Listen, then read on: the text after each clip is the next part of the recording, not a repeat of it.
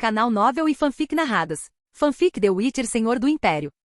Capítulo 411. O terceiro desejo do Djinn. Restrondo. Outro mercenário foi jogado no chão com força total, seu corpo explodindo em sangue e vísceras, chovendo sobre a forma enorme de um troll. Os trolls, geralmente conhecidos em Brokilon por sua docilidade estúpida, finalmente revelaram porque foram oficialmente classificados nos bestiários como um ramo da família Algroid. Protejam o lar. Rugiram as três feras gigantes. Seu ataque era imparável. Ninguém conseguiu deter o ataque. De repente, Coin sentiu algo mudar dentro de si. Um peso foi tirado de si, uma energia reprimida se libertou. Os efeitos da bomba de dimerítio finalmente passaram. Ele ergueu a mão e lançou um sinal Ken, envolvendo-se em um escudo protetor brilhante. Em seguida, chamou os guardas da cidade próxima para que se reunissem ao seu redor. Sem hesitar, ele engoliu um frasco de papa-figo, acelerando sua recuperação mágica. Ele estendeu a mão e as chamas irromperam novamente. Ciri também podia sentir isso. Havia cada vez mais Sintrans ao seu redor, porque havia cada vez menos inimigos. Blackvin era rápida e feroz, permitindo que ela avançasse rapidamente entre os remanescentes dispersos do inimigo. De repente, os mercenários com armaduras extravagantes à frente desapareceram, substituídos pelos guerrilheiros de Sintra, treinados pessoalmente pelos bruxos, emergindo de ambos os flancos e convergindo no caos das linhas inimigas. A Leoa de Sintra.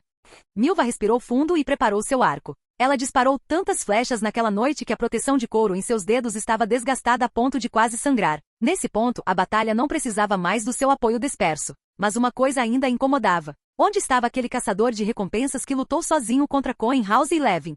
Kena Psionica estava encolhida e tremendo. Ela olhou para cima em pânico, apenas para encontrar os olhos de peixe morto de Léo Bonhart, o caçador de recompensas. O leãozinho foi inesperado. Coruja cinzenta? Ainda mais. Quem diria que um grupo como aquele poderia se desfazer tão facilmente? Mas você é esperto. Se escondendo aqui desde o começo. Sua barba, semelhante à de um peixe-gato, estava coberta de sangue e carne desfiada. Sua arma, uma espada longa padrão com cabeça de leão, fora claramente roubada de outra pessoa, com a lâmina original lascada e imprópria para uso. Embora ele estivesse fora do campo de batalha agora, a intenção de matar que emanava dele não havia diminuído nem um pouco. SHHH. Não fale, moça. Eu sei o que a senhora está pensando, disse Bonhart, levando um dedo aos lábios. Você é um psionico, um talento raro. Mesmo como prisioneiro, você é um dos mais valiosos, certo? Não se preocupe. Não se preocupe. Não pretendo fazer nada com você. Respeito as escolhas das pessoas. Viu? Sou um homem sensato, não sou? Mas antes disso, disse Bonhart, preciso de um favorzinho seu. Você sempre foi a pessoa de quem todos cuidaram no grupo. Não acha que está na hora de fazer a sua parte?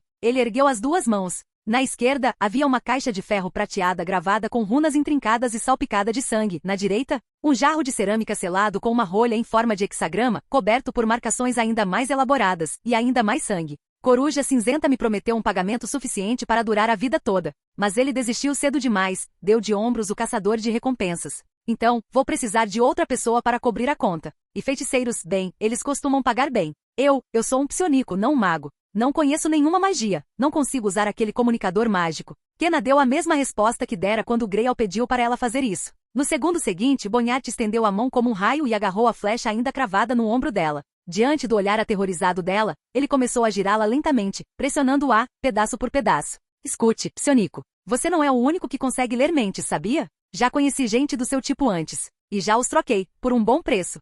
Não, pare. Eles gritavam igualzinho a você, disse Bonhart, quase nostalgicamente. Ainda me lembro daqueles gritos. Mas prefiro que você me dê o mesmo pagamento que eles, tá? Ele soltou a flecha brevemente. Kena, pálida e trêmula, caiu para frente e colocou a mão fracamente sobre a caixa de comunicação mágica. Após uma onda de energia caótica, uma voz distorcida e desumana ecoou da caixa de ferro. Coruja cinzenta? Não, Léo Bonhart lambeu os lábios. É o caçador de recompensas. Entendo, disse uma voz pensativa lá de dentro. Você viu a Cirila? Claro. Ela está uns 50 metros atrás de mim, a cavalo, abatendo pessoas. Tenho que admitir, aquela leoazinha é incrível. E o cavalo dela, que animalzinho lindo. Bom, a caixa prateada estremeceu levemente. A voz tornou-se urgente. Além do comunicador, dei à coruja cinzenta um jarro de cerâmica. Encontre-o e coloque-o ao lado do comunicador. Depois de ouvir claramente a voz vinda da caixa prateada, Bonhart olhou para a mão esquerda e depois para a direita. Em uma delas, ele segurava o dispositivo mágico de comunicação. Na outra, o jarro lacrado do gênio. Dá para acreditar, feiticeiro? Estou mesmo fazendo isso agora mesmo. O inimigo parecia ter sido completamente eliminado. Uma vitória esmagadora. Os Sintrans nunca foram de fazer prisioneiros nilfgaardianos. Com exceção de alguns vestidos com armaduras de alto nível que foram mantidos vivos para interrogatório, nenhum escapou das espadas dos Sintrans. Ciri ofegava pesadamente seu peito e abdômen inundados por uma emoção estranha e arrepiante. Naquele momento, ela finalmente entendeu por que sua avó e Lan sempre insistiram em liderar da linha de frente. A sensação de comandar suas próprias forças em batalha e liderá-las pessoalmente à vitória era inebriante. Mas de repente, bum! Um som que não deveria ter ocorrido naquele momento quebrou o clima e chamou a atenção de todos. Ciri se virou para ela, e a euforia que acabará de surgir em seu coração congelou instantaneamente. Um portal, mais profundo que a noite, mas resplandecente com energia carmesim, irrompeu no ar. Uma figura envolta em um manto pesado emergiu dele, levitando acima do solo, impulsionada por correntes mágicas caóticas. Com um movimento rápido do pulso, um jarro de cerâmica voou de trás de uma parede estilhaçada para sua mão. Com um punho cerrado, o jarro se iluminou com pequenos brilhos, e então se desintegrou em cinzas. Uma torrente de energia avassaladora jorrou, fazendo o couro cabeludo de todos formigar. Jin, aqui está meu terceiro desejo. Vilgefortz gritou a plenos pulmões. Quero que você libere todo o seu poder, com a mentalidade de destruir o mundo. Libere seu poder sobre tudo que estiver à sua vista. Exceto eu, acrescentou Vilgefortz, apontando para si mesmo. Então, ele moveu o dedo e apontou para Ciri no meio da multidão. E para ela. Não há necessidade de cláusulas ou condições excessivamente complicadas. Esta era a designação mais simples e direta possível. Além desses dois, todos os outros se tornariam alvos da ira desenfreada do gênio. E para um espírito elemental do ar que estava selado em um jarro por sabe-se lá quanto tempo, esse era exatamente o tipo de liberdade que ele ansiava. Um novo portal, muitas vezes maior do que aquele de onde Vilgefortz surgiu, se materializou no céu, brilhando intensamente e se expandindo cauticamente em todas as direções. Ciri sentiu todo o seu corpo gelar. Ela ouviu o feiticeiro gritar a palavra Jin e imediatamente soube o que significava. De repente, ela se lembrou de como, pouco tempo antes, após Lan retornar de Marrakon, ele imediatamente finalizara os planos para uma contraofensiva contra Nilfgaard. Mas Ciri notara o desconforto nele. A filha do destino, sempre sensível às correntes do destino, sentia que Lan não tinha medo de Nilfgaard em si. Era mais como, que ele temia por ela. Quando Ciri tentou consolar Lan e oferecer um pouco de paz de espírito ao leão, ela ouviu uma verdade tão devastadora que quase a destruiu. O imperador de Nilfgaard era seu pai biológico. Ele indiretamente causou a morte de sua mãe, diretamente causou a morte de sua avó, e agora? Ele ainda estava planejando conquistar sua terra natal. E então havia um feiticeiro, este, que corromper a mente de seu pai, causará diretamente a morte de sua mãe e indiretamente a morte de sua avó. E agora ele também conspirava contra Lan e ela mesma. Por 3 dias inteiros após descobrir a verdade, Ciri ficou atordoada. Ela mal conseguia se lembrar de qualquer coisa que tivesse acontecido ao seu redor durante aquele tempo, mas ela se recompôs rapidamente. Quando Lan derrotou o grupo de exércitos do Oeste, ela foi a primeira a chegar e compartilhar a vitória, não apenas para comemorar, mas para tranquilizá-lo de que estava bem. Mesmo assim, aquele ódio profundo e não consumido ainda apodrecia dentro dela, sem ter para onde ir, mas impossível de suprimir. O gênio rugiu do céu. Um relâmpago ofuscante rasgou a noite, seguido por um trovão ensurdecedor. Então veio uma chuva torrencial. Quanto ao imperador de Nilfgaard, Elir Var-Emreis, os sentimentos de Ciri eram complexos. Ela o odiava, mas não tinha onde desabafar esse ódio. No entanto, diante do feiticeiro flutuando no ar, algo dentro de Ciri se agitou, como se uma voz interior a guiasse, ajudando-a a fazer uma escolha. Uma energia densa e caótica percorreu seu cérebro, suas veias e sua pele, muito além do que ela normalmente era capaz de controlar. Sua intensidade se assemelhava ao caos de uma fonte mágica em despertar, crua e indomável. É ele. É o feiticeiro. Ele é o responsável por tudo isso. Matem. Ele. O ódio quase despedaçou o coração de Ciri. Um estrondo ensurdecedor de trovão cortou o céu acima. Ciri se virou. Atrás dela, soldados comuns estavam aterrorizados. Embora leais e corajosos, seus corpos ainda tremiam de medo instintivo diante daquela calamidade iminente. Um terror primitivo demais para ser superado pela força de vontade humana ou pela coesão social. O ódio quase destruiu seu coração. E, no entanto, ela deu esta ordem: recuem. Como princesa de Cintra, ordeno que todos vocês recuem para a floresta de Brokilon. Esta não é uma batalha que vocês podem vencer. Que diabos! Nem é uma batalha da qual vocês deveriam participar. Recuem! No momento em que ela gritou essas palavras, o poder dentro dela foi totalmente liberado. Capítulo 412. Sem misericórdia no redemoinho. O enorme portal no céu acima da cidade de Brokilon desapareceu, substituído por uma vasta e indistinta face do próprio vazio. Estremeceu o lábio superior e soltou um rugido ensurdecedor, o som agudo o suficiente para romper tímpanos. O céu desabava como se um lago inteiro tivesse sido virado de cabeça para baixo, enquanto o chão coberto de areia se agitava como ondas do oceano. Trovões e tempestades desabaram como uma prisão divina sobre toda a cidade de Brokilon, destruindo tudo em seu caminho, vivo ou não. Até mesmo as fortificações de guerra, capazes de resistir aos exércitos, estavam indefesas diante desse desastre. Os sons do fim dos tempos se misturaram à tempestade uivante. Vilgefortz flexionou os dedos lentamente dentro do redemoinho, admirando calmamente a destruição de tudo ao seu redor. Nem uma única rajada de vento tocou seu corpo. De repente, seus olhos se estreitaram. Ele tinha visto algo totalmente inesperado. Em meio à tempestade, um tênue e quase imperceptível escudo esmeralda se ergueu. Era fino, frágil, mas inabalavelmente firme. Era como se um sol em miniatura tivesse sido enfiado no corpo de Ciri. Raios tangíveis de luz jorravam de seus olhos, divinos e imponentes. O sangue ancião. A expressão de Vilgefortz se iluminou de alegria. O sangue ancião. Recuem. Todos recuem, é uma ordem da princesa. Lan ainda vai precisar de vocês quando voltar. Entre os que permaneceram, a figura mais respeitada, além de Ciri, Coin, estava incitando os Cintrans a fugir para a floresta, olhando para trás ansiosamente a cada poucos passos. A jovem já estava encharcada de suor, e Coin podia ver que seus dedos, envoltos em um brilho mágico, começavam a sangrar. O bruxo sabia que aquele não era um poder que Ciri deveria ter, pior ainda, não era um poder que ela pudesse controlar. Quanto mais tempo o mantivesse, maior o perigo que corria. Ciri! Um grito agudo e desesperado de repente perfurou a tempestade. Chamas brilhantes, verde esmeralda, irrompem de uma pintura próxima, tomando forma e se lançando imprudentemente contra o rosto enorme que se ergue acima como um celeiro celestial. A forma mais pura de energia emocional atingiu violentamente o espírito do mundo exterior. Um segundo grito, ainda mais agonizante, ecoou. A figura de vestido preto explodiu em uma rajada de faíscas. Uma silhueta fantasmagórica surgiu das chamas e foi atraída para um cartaz próximo para nunca mais ser vista. Acima, o gênio soltou um rugido furioso. A tempestade e os trovões pararam por um instante. A pressão esmagadora que pesava sobre Ciri desapareceu abruptamente. Seus olhos reviraram e ela caiu mole da cela. Braços fortes a seguraram. Então gentilmente reposicionou-a com segurança nas costas de Blackvin. Vento negro, corra. Pegue Ciri e tire-a daqui. Coin respirou fundo. Deixe o resto comigo. O cavalo de guerra bufou, olhou nos olhos de Coin por um breve momento e então galopou para longe com um relincho poderoso. O bruxo girou o ombro ferido, virou-se e se preparou. Atrás dele, 3 trolls soltaram um rugido sincronizado. À sua frente, o feiticeiro encapuzado descia lentamente do céu. Suas mangas largas farfalhavam suavemente ao vento enquanto ele pousava graciosamente na terra. Poucos dias depois, tendo sobrevivido por pouco, Coin tentou analisar a batalha que havia lutado contra o feiticeiro desconhecido, esperando aprender algo com a experiência, para evitar cair na mesma armadilha novamente no futuro. Mas ele não tinha nada para mostrar. Naquela batalha, ele havia levado suas habilidades de combate ao limite absoluto. Se houve uma lição a ser aprendida, foi esta. Nunca mais lute contra alguém assim.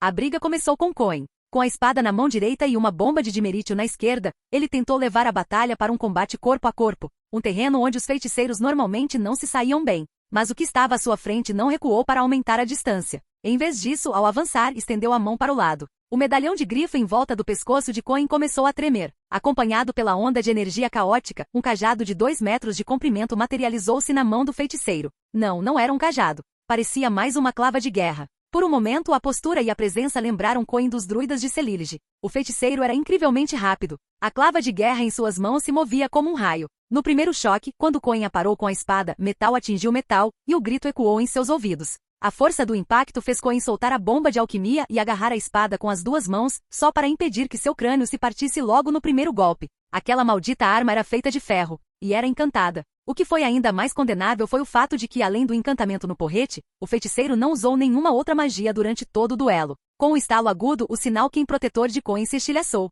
Ele agarrou a abertura e avançou. 4 vezes seguidas, ele se viu em posição de atacar, oportunidades vulneráveis, chances perfeitas para retaliar. 4 vezes ele não hesitou nem um pouco. Sua espada golpeou a têmpora, a garganta, a axila e a coxa do feiticeiro. Cada golpe era um golpe mortal em potencial. E todos os 4 foram bloqueados. Ninguém deveria ser capaz de desviar de ataques como esse. Gradualmente, Coin percebeu que algo estava errado. Começou a invocar o sinal de ar na mão esquerda. Mas era tarde demais. Ele nem viu o golpe que o atingiu. O impacto o jogou no chão, o jogou para cima e o deixou sem fôlego. Ele não conseguia ficar de pé. Não conseguia nem rolar para longe. Não conseguia respirar. O próximo golpe acertou seu ombro. Ele foi arremessado para trás e bateu no tronco de uma árvore, que já estava meio arrancada pela tempestade. O feiticeiro deslizou para frente como um fantasma. O golpe seguinte acertou abaixo das costelas de Coin. Este foi especialmente brutal, fez com que ele se encolhesse de dor, apenas para que outro golpe atingisse a lateral do seu crânio. Ele tentou levantar a espada para se defender, mas suas mãos estavam vazias. A lâmina já havia escapado de sua mão. Ele tentou pegar outra bomba de alquimia, mas o próximo golpe de ferro esmagou os ossos do seu braço esquerdo. Outro seguiu, dessa vez quebrando os ossos das pernas para impedi-lo de escapar. A dor deixou sua visão turva. Fracamente através da névoa, ele ouviu uma voz: bruxos são excelentes cobaias. E esses trolls também não devem ser desperdiçados. Então vieram os rugidos dos trolls, de toda a família deles, e um tremor no chão. Mas o medalhão do grifo de Coin vibrou ainda mais violentamente. Isso significava uma coisa. O feiticeiro começou a lançar feitiços. Com certeza, os rugidos dos trolls desapareceram rapidamente, substituídos por gritos fracos e miseráveis. Até onde Ciri tinha chegado? Coen não conseguia mais abrir os olhos. Ele aguçou os ouvidos, esperando, talvez, ouvir cascos à distância. Em vez disso, ele ouviu o bater de asas de morcego. Tudo aconteceu rápido demais. Quando a tempestade começou, Regis ainda estava no ar, e foi arremessado para longe pela força. Quando ele voltou, já tinha acabado. Um vampiro ancestral mais velho do que se podia imaginar, Regis estava completamente enfurecido. Antes que o feiticeiro pudesse lançar um único feitiço defensivo, as garras de Regis já haviam arranhado seu rosto. O capuz que cobria as bochechas de Vilgefortz foi instantaneamente rasgado, revelando metade de um rosto tão ensanguentado e distorcido que era impossível distinguir qualquer feições. Se não fosse pelo instinto de batalha sobrenatural de Vilgefortz, aquele golpe teria partido sua cabeça em duas. O feiticeiro emboscado gritou, agitando os braços em choque, tentando afastar o enorme morcego à sua frente. Cuidado, gritou Coen com a força que lhe restava. Regis, tenha cuidado. Cuidado? Você está me dizendo para ter cuidado? Retrucou o vampiro. Não vim aqui para ter cuidado. Não se preocupe, Coen, tudo isso vai acabar em breve. Regis surgiu do nada, deslizando com uma velocidade impressionante. Num instante, estava diante do feiticeiro, agarrando sua garganta. As presas do vampiro brilhavam friamente.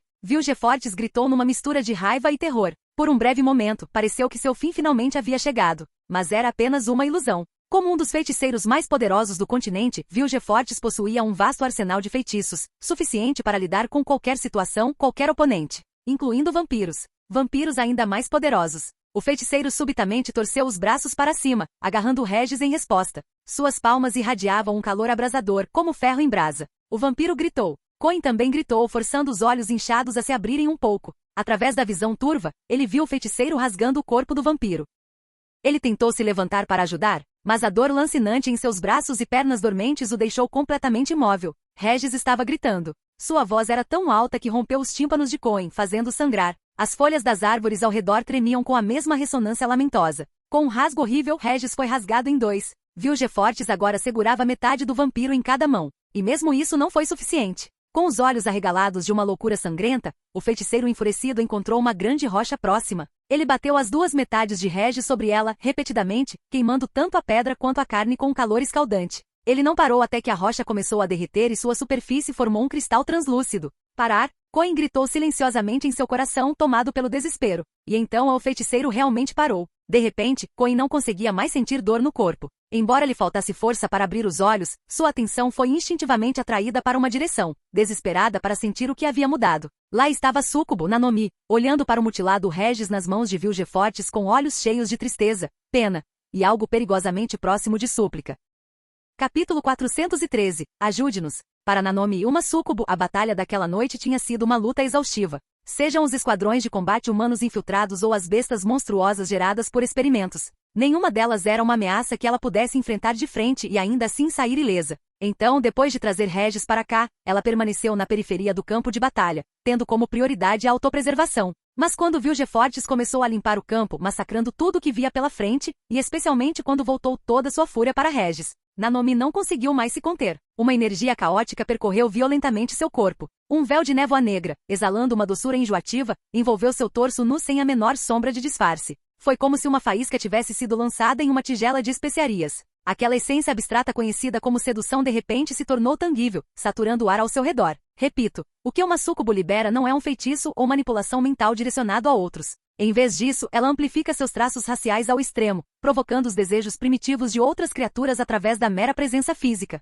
Foi uma unificação de todas as estéticas e impulsos instintivos entre as espécies. A menos que alguém possuísse uma mente de disciplina extraordinária ou tivesse suportado inúmeros refinamentos, esse tipo de golpe crítico, sob a bandeira da sedução, poderia ignorar completamente qualquer defesa física ou mágica. Naquele momento, o olhar de Vilgefortz foi capturado pela armadilha de Nanomi. Suas mãos inconscientemente soltaram os restos mutilados de Regis e começaram a caminhar em sua direção. Atrás dele, os corpos enormes da família Troll começaram a se agitar e se erguer do chão. Independentemente do gênero, os três gigantes de repente se viram transbordando de poder. Alimentados por uma onda de adrenalina, seus corpos ultrapassaram seus limites, extraindo até a última gota de força. Nanomi usou um pouco de magia neles. Enquanto todos os outros haviam caído, ela, que havia permanecido na beirada o tempo todo, agora estava pronta para reivindicar a vitória. Os olhos dos três trolls brilhavam vermelhos, seus olhares oscilando entre a clareza e a névoa. Num momento pareciam prestes a atacar Vilgefortz, no outro, estavam avançando em direção a Nanomi. Sim, independentemente do gênero, nem mesmo trolls resistiriam à sedução de uma súcubo.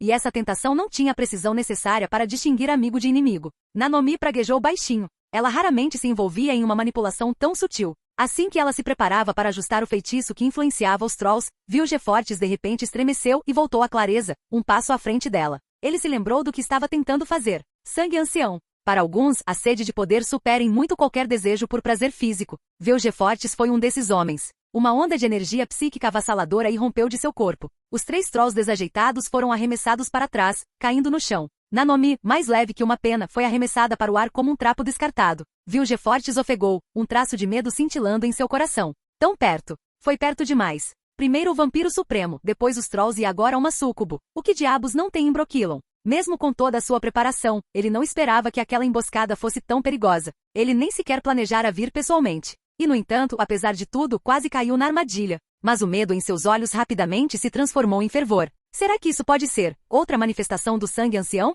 De repente, tudo fez sentido novamente, e Vilgefortz ficou mais uma vez revigorado. A energia caótica ao redor dele ganhou vida, transformando-se em uma barragem interminável de ataques elementais direcionados diretamente a Nanomi. Estava claro que o feiticeiro não tinha intenção de capturá-la para experimentos, ele pretendia executá-la ali mesmo. Sob tal ataque implacável, a súcubo foi rapidamente forçada a uma retirada desesperada, com seu corpo machucado e ensanguentado. Mas então seu corpo começou a brilhar com uma luz esmeralda vívida. E não era só ela, cada um dos 3 Trolls das rochas irradiava o mesmo brilho intenso. Na escuridão, eles brilhavam como sóis em miniatura, e no instante seguinte todos os 4 desapareceram. Vilgefortz congelou. Será que isso também pode ser o poder do sangue ancião?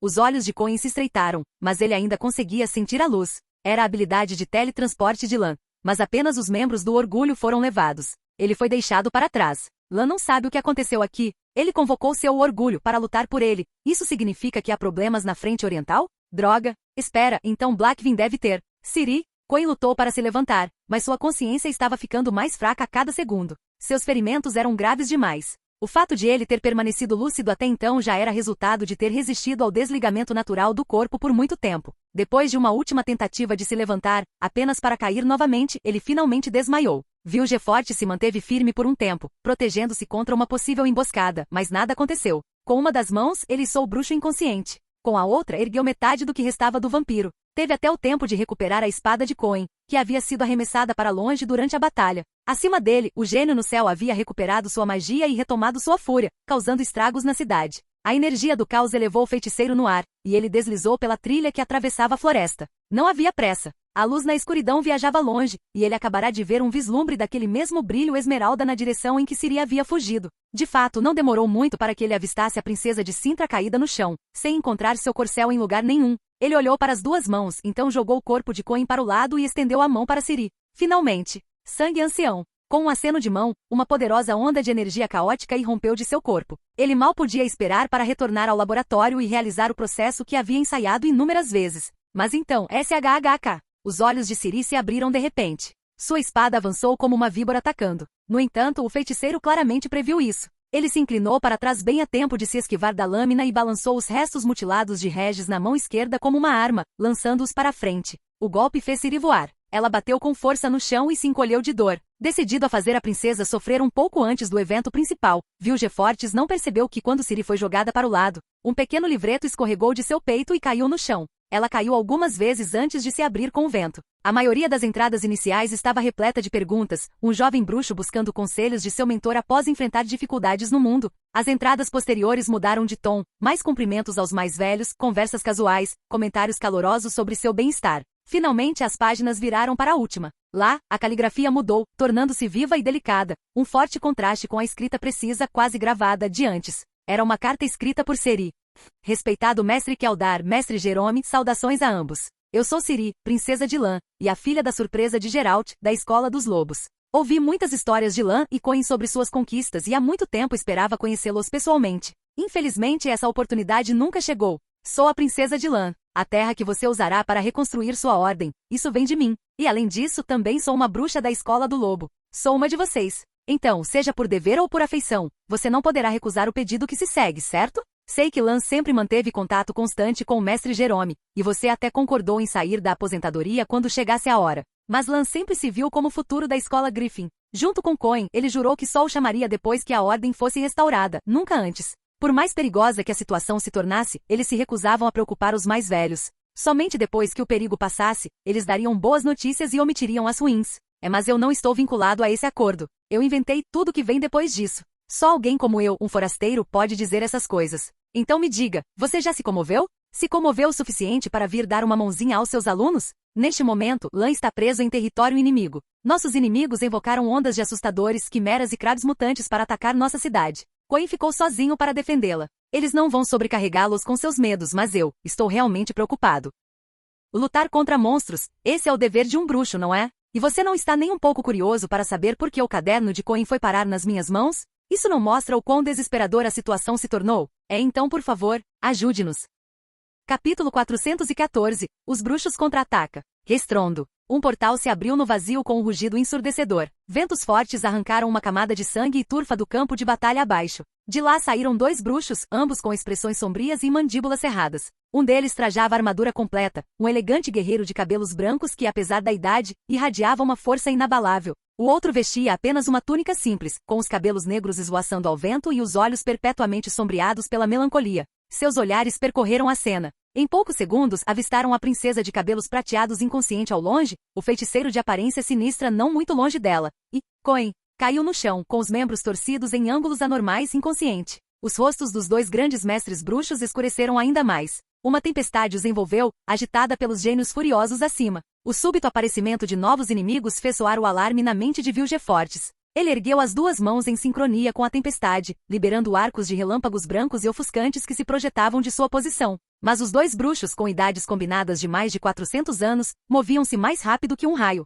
Keldar mergulhou em direção ao aluno caído, erguendo a mão para conjurar um escudo ocre. Raios o atingiram sem deixar sequer uma onda. Jerome foi ainda mais direto. Formou o sinal de Ard com as 2 mãos, 2 palmas carregadas de força psíquica, e destruiu o raio que se aproximava. Então, como um falcão caçador mergulhando em direção à presa, lançou-se direto para Vilgefortz. Restrondo. Os relâmpagos dispersos condensaram-se mais uma vez. Feitiços se chocaram violentamente em uma tempestade de poeira e fumaça num raio de 10 passos. Aproveitando a distração, Keldar avaliou rapidamente o estado de seu discípulo. Ao confirmar que Coin não corria mais perigo mortal, soltou um profundo suspiro de alívio, e então arrancou as espadas gêmeas das costas de Coin. Jerônimo. Jerome rompeu pela fumaça no momento em que Keldar o chamou. Sem diminuir o passo, estendeu a mão para trás e pegou a espada de aço com cabeça de grifo arremessada. Runas ao longo da lâmina pulsavam com poder. Com o giro do corpo, ele cortou uma torrente de chamas em 2. Keldar manteve a espada de prata com ponta de grifo restante em mãos, outrora sua própria arma. Assim como Jerome, ele havia passado seu melhor equipamento para seu aluno.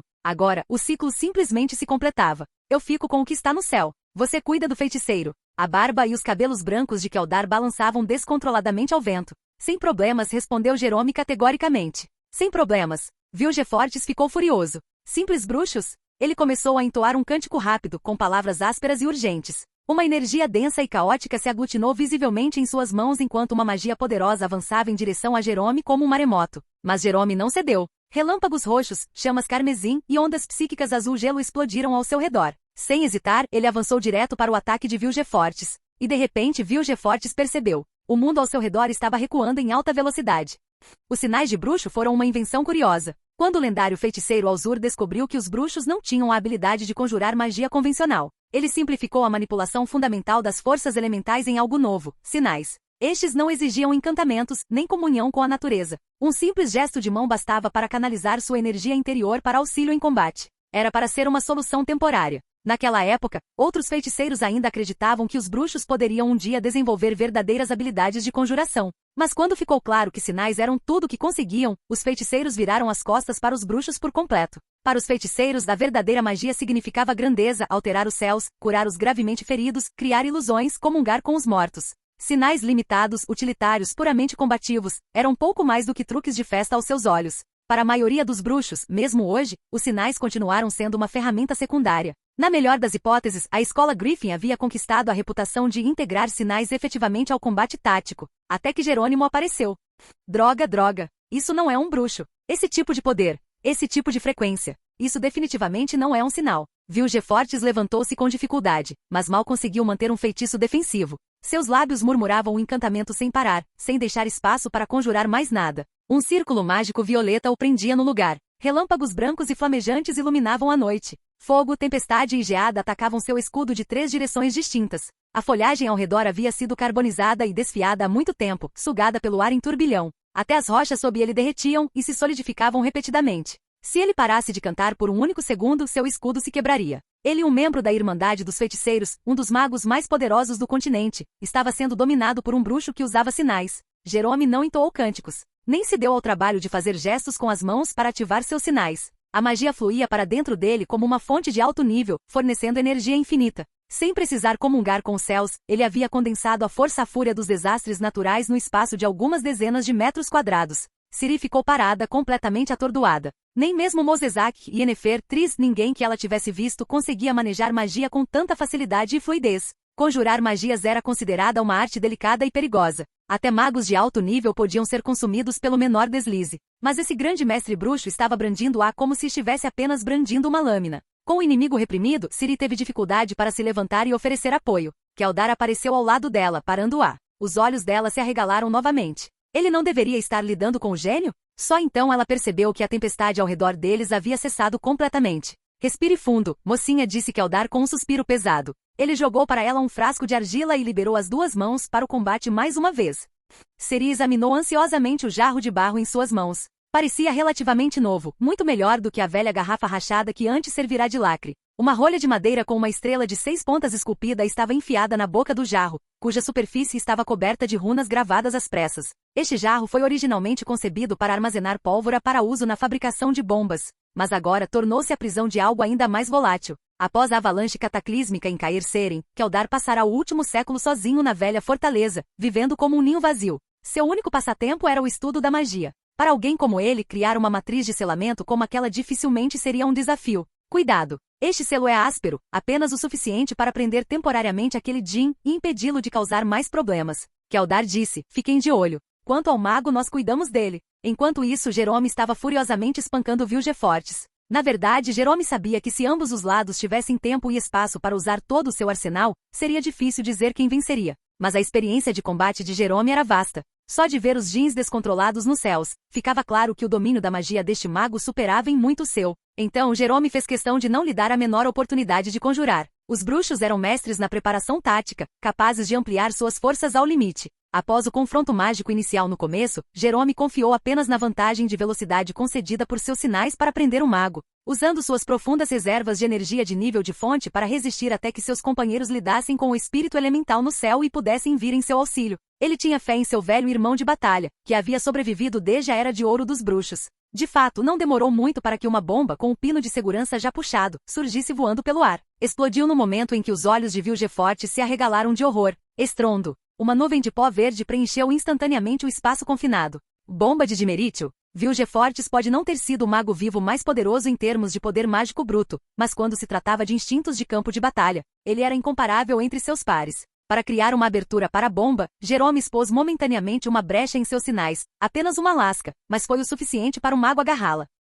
Com um rugido furioso, Vilgefortz recorreu às suas reservas mais profundas, liberando toda a sua magia restante. Ele destruiu o campo de proteção, convocou seu cajado de metal e mergulhou de cabeça naquela abertura fugaz, direto para a bomba de dimerítio. No instante seguinte, fogo, gelo e tempestade engolfaram o local onde ele estivera. A violenta explosão enviou ondas de choque pelo ar, rompendo seus tímpanos em um jorro de sangue. A última camada de defesa mágica em seu corpo resistiu ao impacto mais forte, pouco antes de o dimerício atingi-lo, mas não conseguiu deter a força explosiva. A explosão o arremessou a mais de 10 metros de distância. Engolindo um bocado de dimerício, Vilgefortz sentiu o peito apertar, mas sabia que não havia escolha, precisava avançar naquela direção. Se não o fizesse, seria pulverizado por aqueles sinais aterrorizantes. Antes que ele pudesse se recuperar, antes mesmo que pudesse recuperar o fôlego, a luz da espada mais uma vez preencheu sua visão. A lâmina de aço girou fluidamente em torno do corpo de Jerome. Aos olhos de Vilgefortz, ele parecia um demônio, rápido, preciso, mortal. Seu corpo parecia ter se desfeito. Foi apenas por meio da memória muscular que ele conseguiu erguer seu cajado de ferro e bloquear o golpe com dificuldade.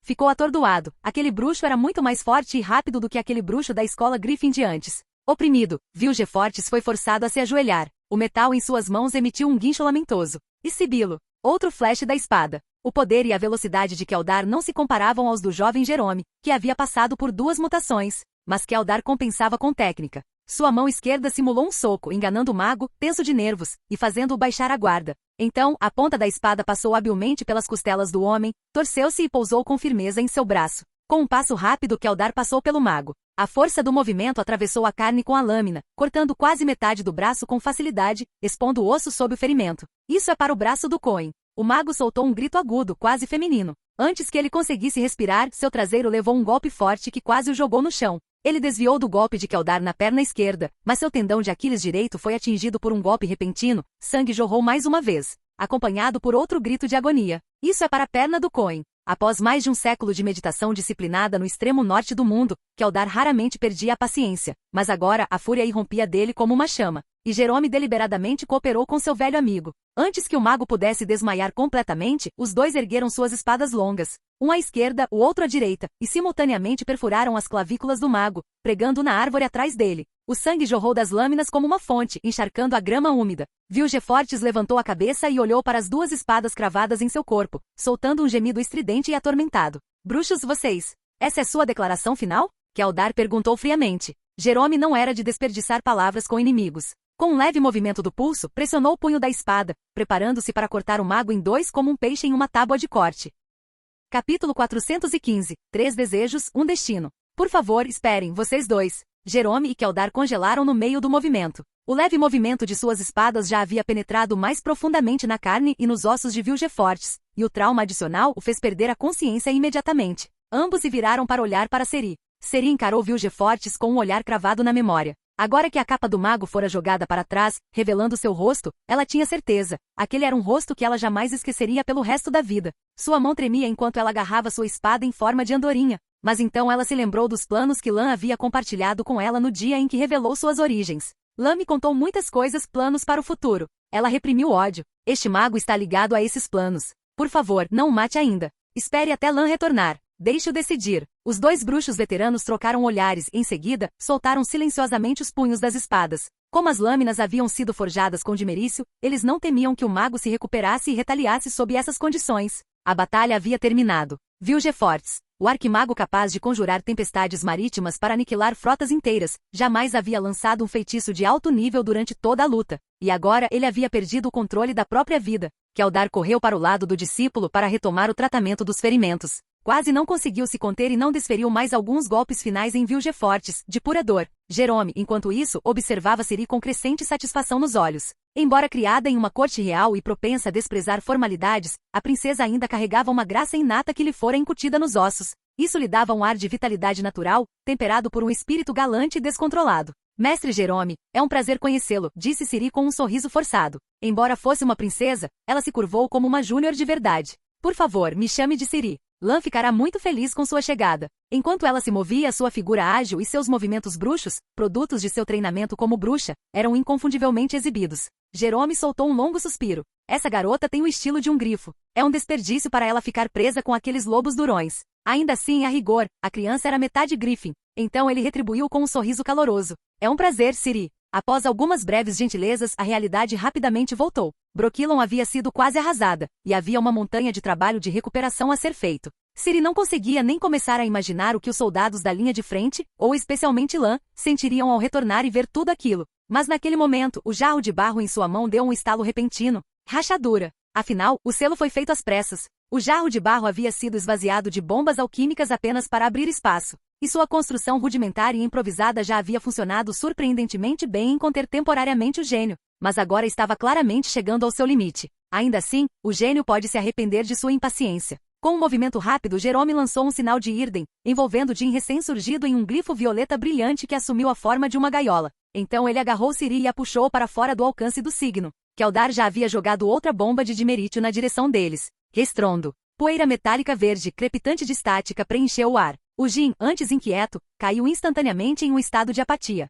Jerome ergueu ambas as mãos e lançou um duplo sinal de Ad. Uma poderosa onda de ar frio irrompeu em pulsos rítmicos. Com este sinal do elemento ar, ele suprimiu firmemente o espírito elemental do ar, forçando-o à submissão completa. Você tem um pote mais resistente? Perguntou Jerome, secamente. Keldar coçou a barba. Saímos às pressas. Vou ver o que consigo encontrar. Para a maioria dos magos, capturar um elemental de nível tão elevado exigia meses de preparação e extrema cautela. Mesmo assim, os dois bruxos mestres continuaram com uma postura quase despreocupada. Keldar tinha acabado de se virar e começar a caminhar em direção a Vilgefortes, ainda pregado na árvore quando Jin, Tendo experimentado a liberdade recentemente e agora enfrentando a possibilidade de ser aprisionado novamente, de repente falou. Sua voz ressoava como um trovão distante. Mas em vez de intimidadora, soava tensa e miserável. 3 desejos e depois a liberdade. Jerome ergueu uma sobrancelha e se virou para Ciri, que estava de olhos arregalados. O que você acha?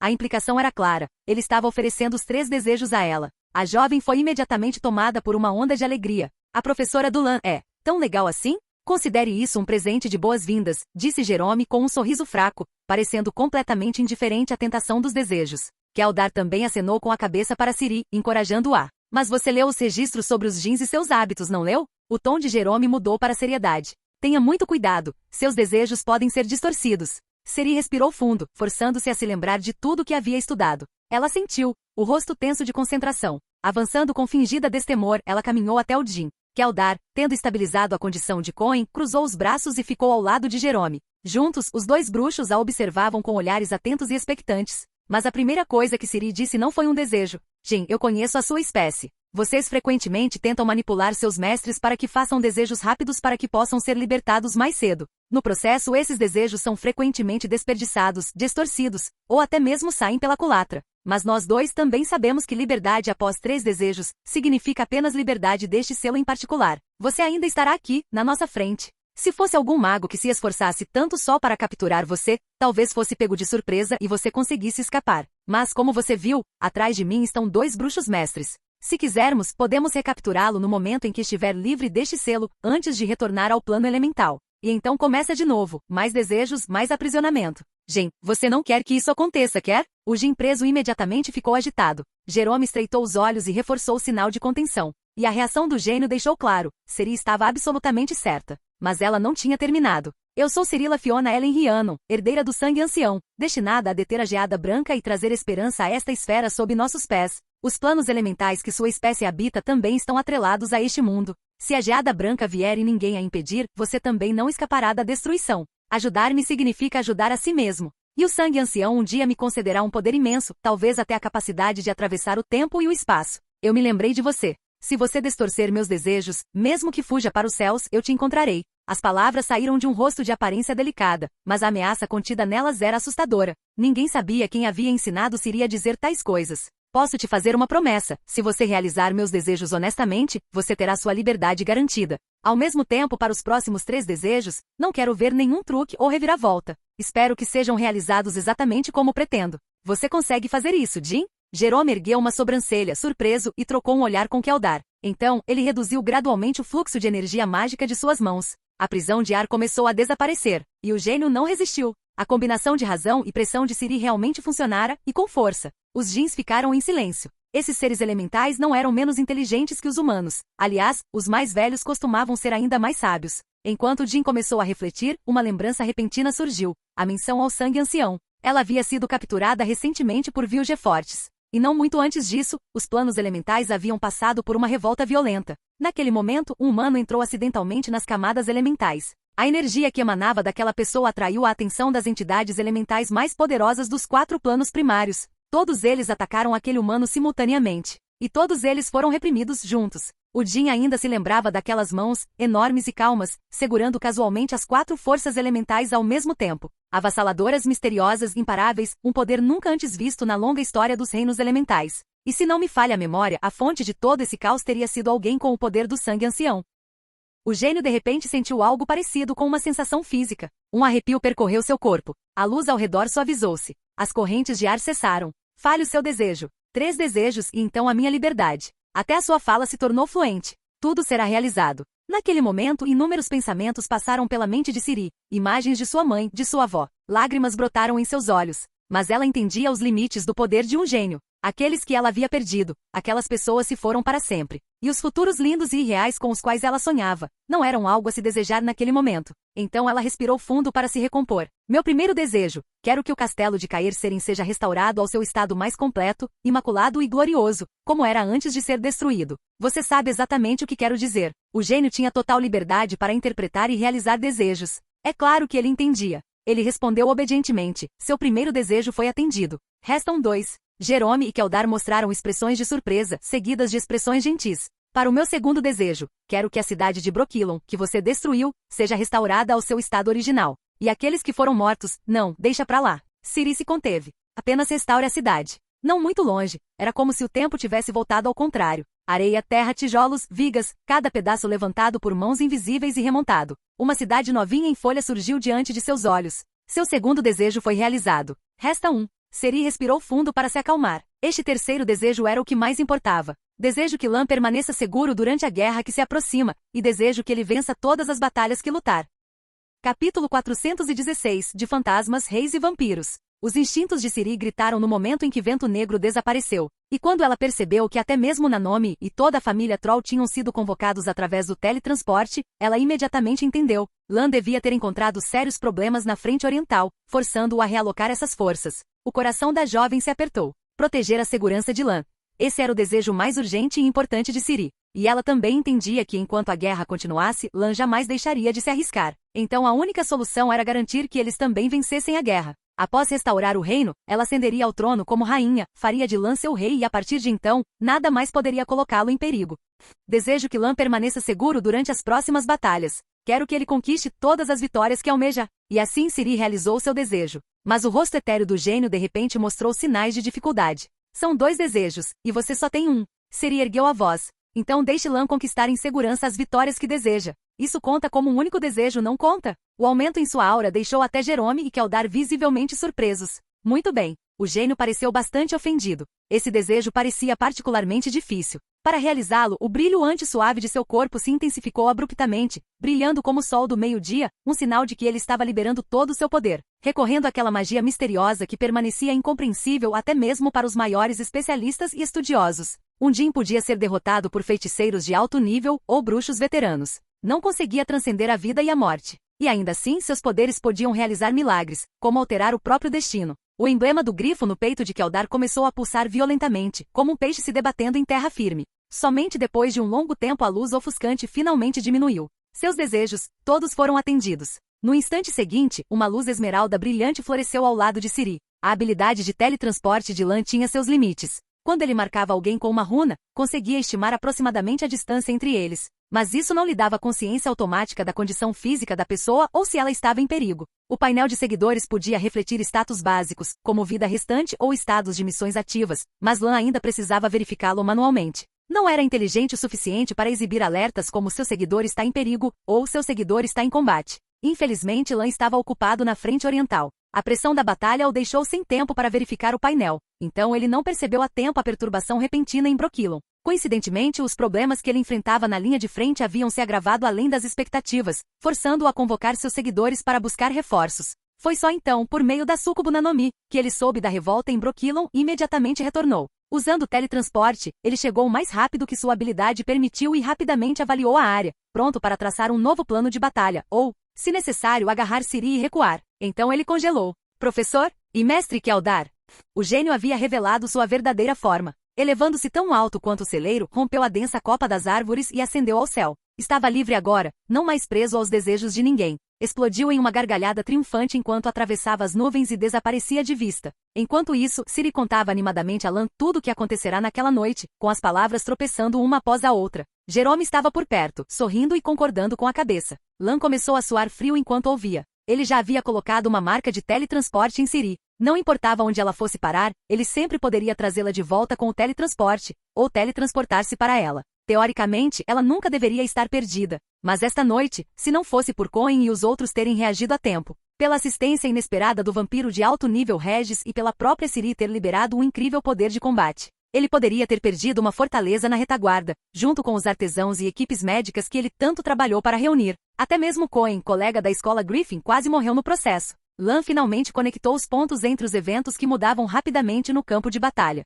Olhando para o sul, ele pareceu vislumbrar uma bandeira solar negra tremulando ao longe. Será que as centenas de milhares de soldados nas linhas de frente eram apenas uma distração, destinada a drenar o foco dele e dos soldados? Enquanto o verdadeiro objetivo de Enlir era explorar a abertura na retaguarda e capturar Ciri. Embora Ciri não pudesse ser realmente capturada, desta vez chegou perigosamente perto de acertar o alvo. O gambito de Enlir quase destruiu as defesas de Sintra. Ele teria que ser muito mais cauteloso no futuro. Professor, estou muito grato por você ter estado aqui desta vez. Lan soltou um longo suspiro. No momento em que Jerome colocou a mão direita no ombro do aluno, prestes a oferecer palavras de conforto, um súbito ruído o interrompeu. Uma labareda de fogo esmeralda brilhante irrompeu entre eles. Seri deu um pulo de surpresa a princípio, mas depois seu rosto se iluminou de alegria. Iris, você está bem? A alma dentro da pintura se materializou. Sendo uma existência única, as habilidades que Iris possuía eram inimagináveis. Além das habilidades padrão da raça fantasma, como transformação, possessão e teletransporte de fogo da alma, ela também possuía inúmeras habilidades únicas.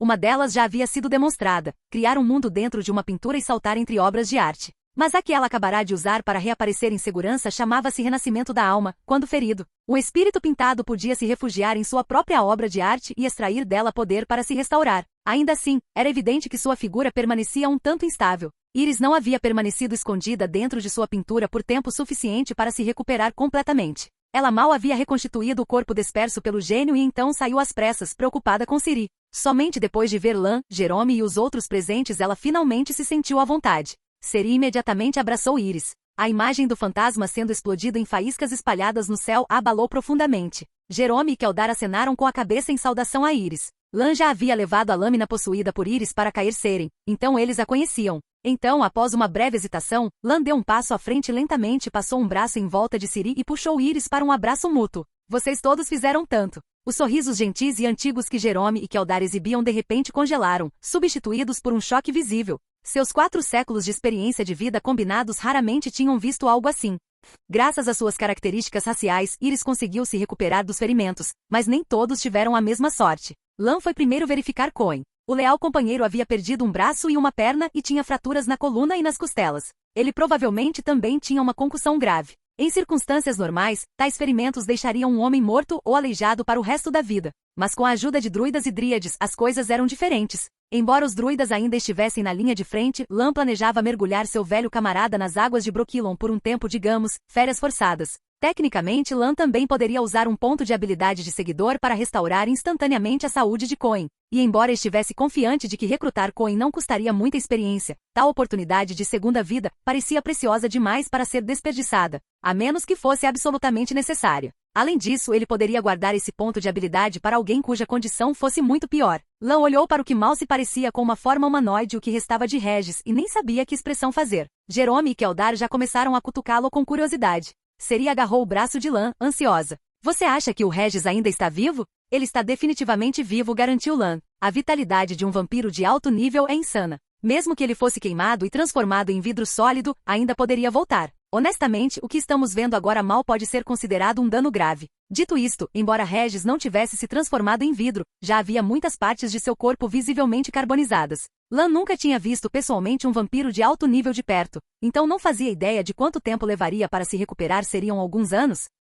Uma dúzia? Várias décadas? Ou até mesmo um século inteiro? O poder de um vampiro superior não podia desaparecer em vão. Lan definitivamente pretendia recrutá-lo como seguidor para ajudá-lo a se recuperar dos ferimentos. Ele tinha uma impressão positiva de Regis, um vampiro que havia sido compassivo na linha do tempo original e que agora havia contribuído para proteger Siri na Batalha de Brokilon. No entanto, embora Lan tivesse atualmente o ponto de habilidade necessário, ele ainda não tinha experiência suficiente. E não tinha certeza de quanta afeição aquele vampiro, que tecnicamente nem o conhecia ainda, realmente sentia por ele. Para evitar o desperdício de recursos, Lan decidiu deixar sua barra de experiência encher um pouco mais. Mais uma batalha deveria bastar. Ele ficou pensando bem, vampiros superiores poderiam acelerar a cura de seus aliados. Será que Nanomi conhecia outros vampiros superiores?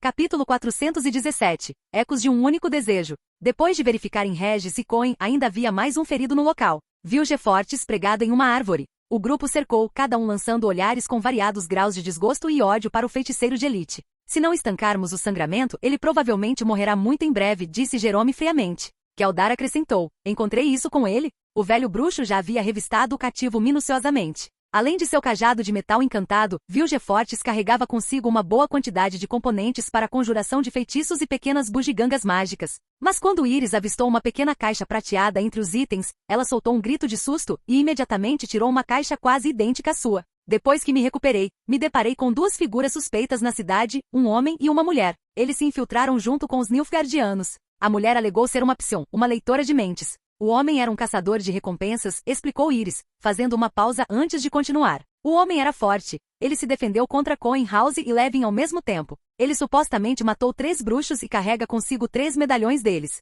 Um desses medalhões pertencia a um grifo, acrescentou ela hesitante, olhando para os 3 bruxos da escola grifo presentes. Aquela caixa de prata foi encontrada com o caçador de recompensas. As expressões de Keldar e Jerome ficaram sombrias. Você os matou? Perguntou Jerome. Eu os tranquei dentro de uma pintura. Pareciam agentes importantes, então pensei em esperar você voltar antes de interrogá-los. Ótimo, assentiu Lan. Mantenha-os aí por enquanto. Lan lembrou-se dos 2 indivíduos que Iris havia mencionado. A psionica era Kena, uma rara leitora de mentes. Na linha temporal original, ela também se juntara à unidade de elite nilfgaardiana designada para capturar Ciri, e obtivera sucesso uma vez. Mas ao descobrir que a coruja cinzenta pretendia trair o imperador entregando Ciri a Vilgefortes para experimentos, ela foi tomada pela piedade e decidiu libertar a garota. Por isso foi posteriormente julgada pelo Tribunal Militar de Nilfgaard. O caçador de recompensas era Léo Bonhart, um mestre espadachim com habilidade quase sobre-humana, um mestre do combate com lâminas que colecionava medalhões de bruxo como troféus. Na linha do tempo original, ele fora o primeiro a capturar Ciri, a treinar como gladiadora e a forçar a lutas brutais.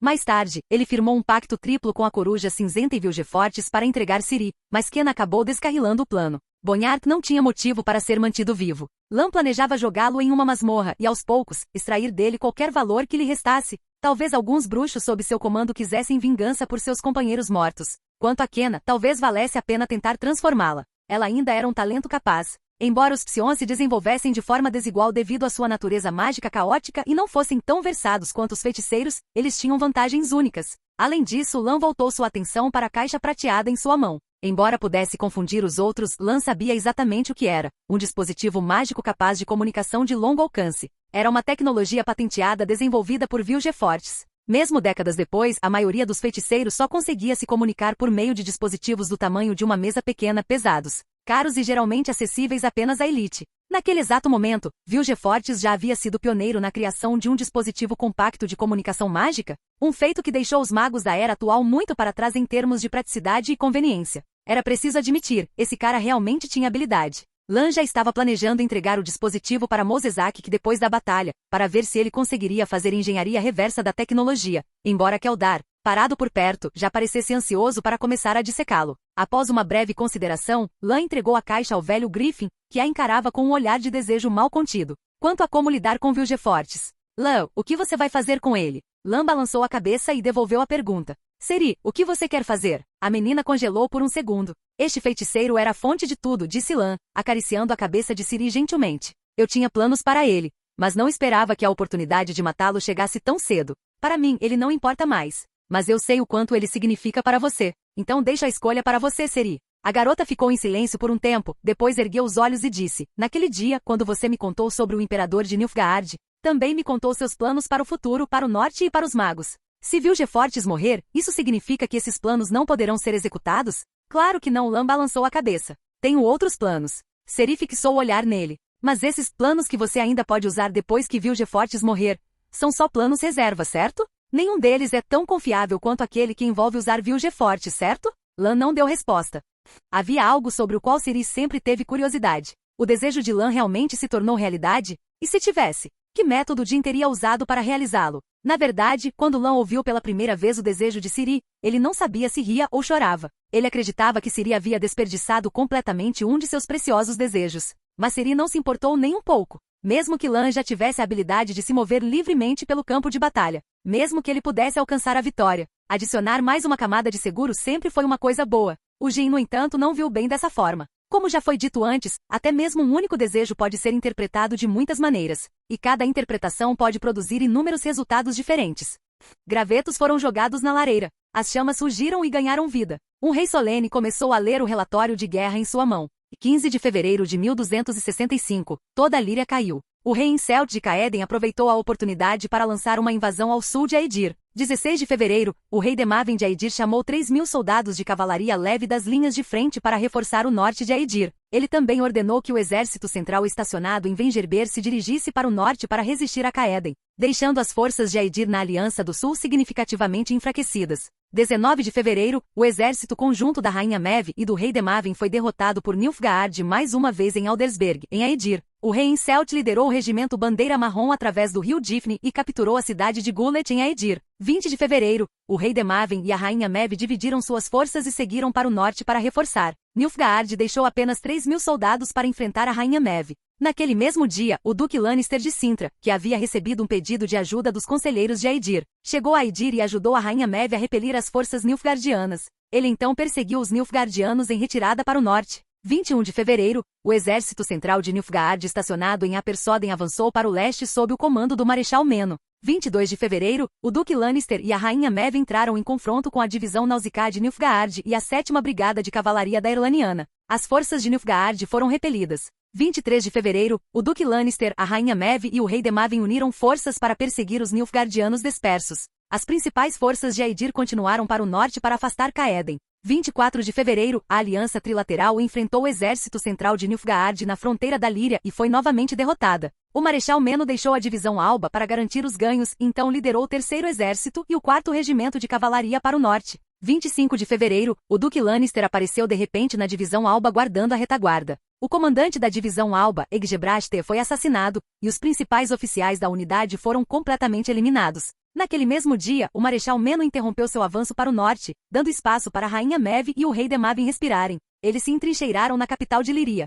26 de fevereiro, o duque Lannister apareceu atrás das linhas de retaguarda do exército central, suspeito de tentar assassinar o Marechal Meno. Vários magos nilfgaardianos foram relatados no local, assim como 2 dragões. O duque Lannister foi visto mais tarde dentro da capital de Líria. O major-general Marcus Braiban, comandante do 4º Corpo de Cavalaria de Nilfgaard, foi dado como morto em combate.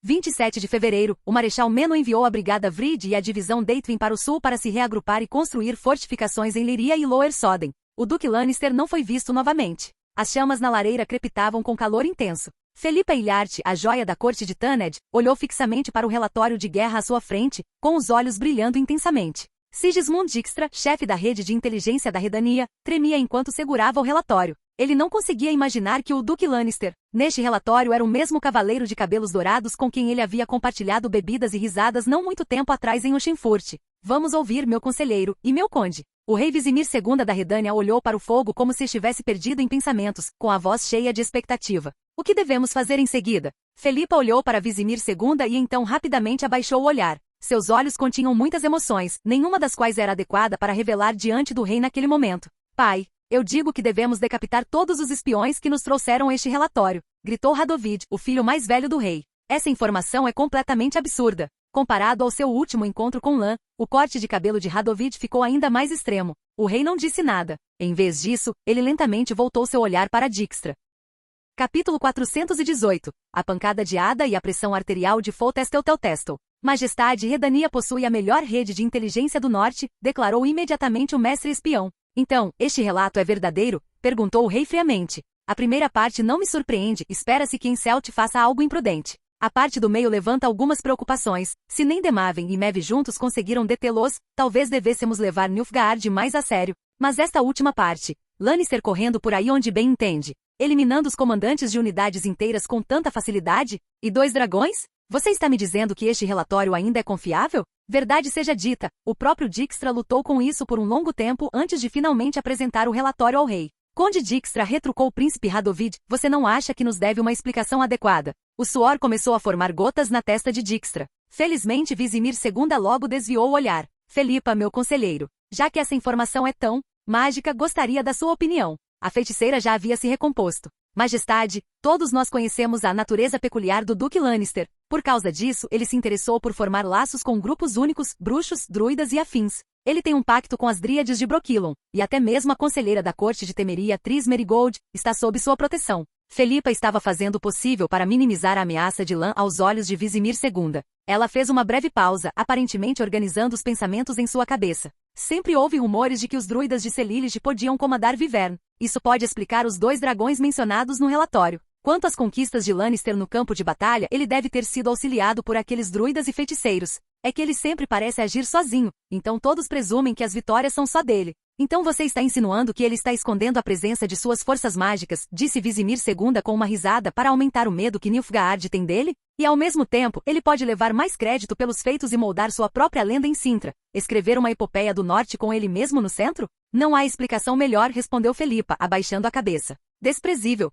zombou Radovid, usando feiticeiros e druidas em batalha e depois roubando a glória deles. O rei franziu a testa e finalmente levantou a mão, sinalizando para que seu filho ficasse em silêncio. Ele se inclinou para mais perto da lareira. Felipa, se fosse você, ou qualquer feiticeiro que você conhece, você conseguiria reproduzir as realizações de Lannister? Desta vez, Felipa respondeu sem um momento de hesitação. Eu não consegui, nem nenhum membro conhecido da Irmandade dos Feiticeiros. Mas ela acrescentou, no entanto, Majestade, posso garantir que tal situação nunca ocorra em Redânia. Seu dedo se moveu para o relatório, pousando na entrada de 26 de fevereiro. O Duque Lannister tenta assassinar o Marechal Meno. Vários magos nilfgaardianos apareceram no local. Nos relatórios subsequentes, o Marechal Meno ainda estava presente, indicando que a tentativa de assassinato havia falhado devido à intervenção das unidades mágicas de Nilfgaard. Vizimir II ficou em silêncio por um momento. Dijkstra. Ouvi rumores de que agentes nilfgaardianos costumam abordar desistentes perto da Academia de Magia de Banad, recrutando-os para sua própria rede de inteligência. E os Kaedveni simplesmente ignoram.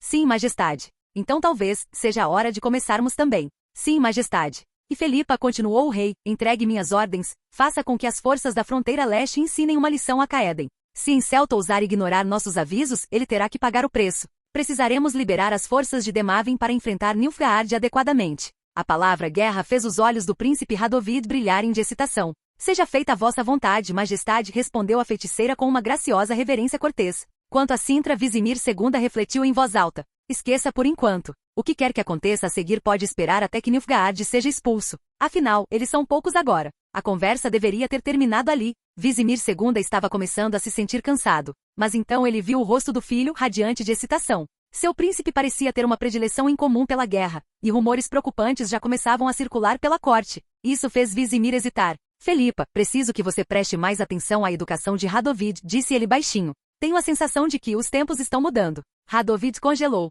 Sua excitação se esvaiu como aço esfriando. Seria uma honra, Majestade, respondeu Felipa, com um sorriso significativo se espalhando pelo rosto. Ela abaixou a cabeça novamente sob o pretexto de uma reverência cortês, escondendo o brilho em seus olhos? O brilho faminto de uma coruja que acaba de avistar sua presa. E Dijkstra. Vizimir voltou-se novamente para seu mestre espião. Há algum tempo, pedi que você entrasse em contato com Foltestel para discutir uma aliança de casamento. Ele já respondeu? Eu me lembro. O nome da filha dele era Ada, não era? Dijkstra hesitou com uma expressão que indicava que ele estava com dificuldade para encontrar as palavras. Majestade.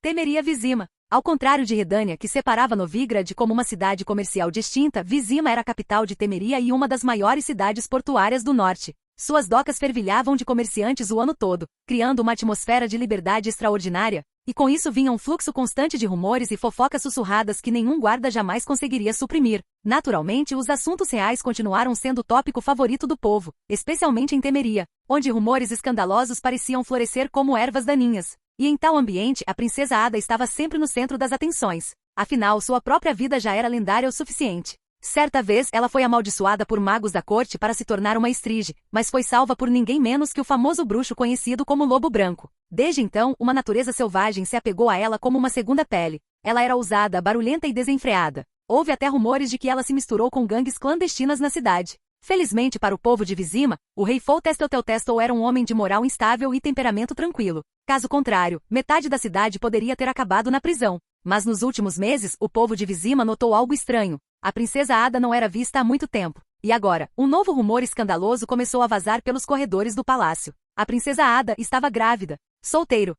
Keira e Ferkart caminharam pelo castelo real passando por largos arcos de pedra, vitrais coloridos e tetos abobadados até chegarem à porta da suíte executiva do rei. Eles haviam sido convocados pelo rei. O mordomo real já havia anunciado sua chegada e agora a porta se abria. Eles nem haviam entrado quando um rugido furioso irrompeu de dentro. Lannister. Keira trocou um olhar com seu companheiro e encolheu o pescoço ligeiramente. O rei andava se irritando facilmente ultimamente, principalmente quando o assunto tocava no Duque Lannister de Cintra. E infelizmente o leão tem estado incrivelmente ativo no norte ultimamente. Cada informação enviada ao palácio de alguma forma o envolvia. Agentes frustrados chegaram a considerar remover as menções ao leão de Cintra de seus relatórios, apenas para descobrir que sem ele não havia praticamente nada que valesse a pena relatar, o que só alimentou ainda mais a fúria do rei. O rei Foltestel, com o rosto lívido, lançou um relatório de guerra ao seu conselheiro feiticeiro. Documentou as últimas atividades militares de Lã no Norte. Keira e Ferkart não tinham a compostura de Felipa. Suas expressões ficaram vazias no instante em que leram o relatório. É mágica, deve ser mágica.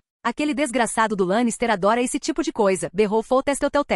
E Marigold, ele atraiu Marigold para longe. Os resultados deste relatório. atriz deve ter desempenhado um papel. Keira Ferkart, vocês dois já trabalharam com Merigold antes. Digam-me, algum de vocês conseguiria fazer o que está descrito neste relatório? Até mesmo Ferkart, agora contado entre os 10 melhores magos da Irmandade dos Feiticeiros, só conseguia balançar a cabeça. A resposta deles foi a mesma que a de Felipa. O rei Foltestelteltestel deixou-se cair pesadamente no sofá, lutando para afastar a imagem de um certo homem de cabelos dourados de seus pensamentos. Ele começou a se preocupar com a filha. Keira, você tem cuidado da Ada esse tempo todo. Como ela está ultimamente? Keira Metis escolheu cuidadosamente suas palavras. Sua Alteza a Princesa goza de excelente saúde, mas ainda se mantém firme em suas antigas convicções.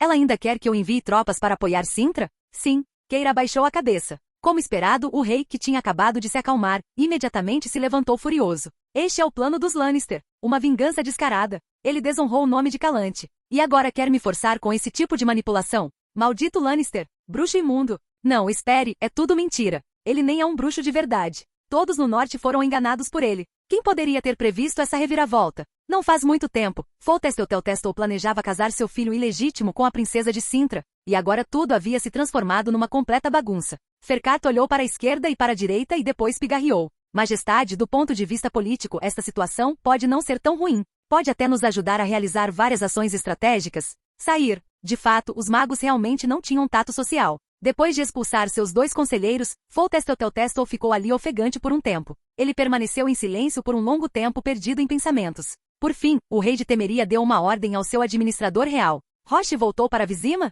Ele chegou ontem, majestade. Acabou de completar a última tarefa que o senhor lhe deu. Traga-o para mim. Logo, um homem feito de ferro entrou na câmara. Ele usava um gambezão azul de algodão e couro com listras escalonadas nas mangas e carregava um lenço marrom debaixo do braço. Sua expressão era firme e inflexível. Majestade. O homem de ferro se ajoelhou diante de seu rei. Roche, você é um dos homens mais confiáveis a meu serviço, começou o rei. Quero que você convoque todos os membros das Blue Strips que ainda estão em campo. Preciso dessa unidade especial para servir como minha guarda pessoal em um futuro próximo. O rosto de Roche ficou sério imediatamente. Majestade, você está esperando assassinos? Não. Foltestelteltestel cerrou os dentes. Estou liderando o exército para o sul pessoalmente. Roche hesitou por um momento, então perguntou cuidadosamente. Estamos tomando medidas contra Cintra? Qualquer um que ouvisse essa ordem, especialmente considerando o temperamento recente do rei, teria pensado o mesmo. Não, rosnou Foltestelteltestel, quase rangendo os dentes até virar pó. Ele respirou fundo e então falou com uma voz carregada de amarga relutância. Nosso alvo são os Nilfgaardianos.